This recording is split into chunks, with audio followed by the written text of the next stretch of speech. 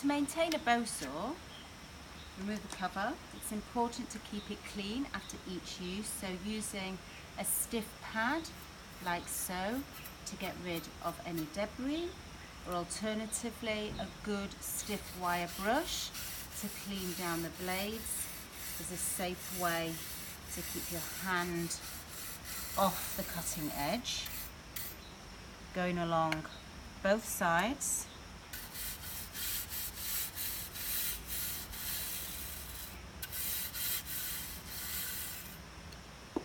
You can then use a bit of oil along the blade, using a cloth just to wipe that along again on both sides.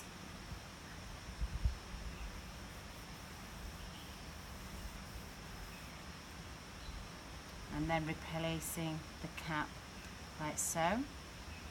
Spare blades should be kept in the designated secure toolbox.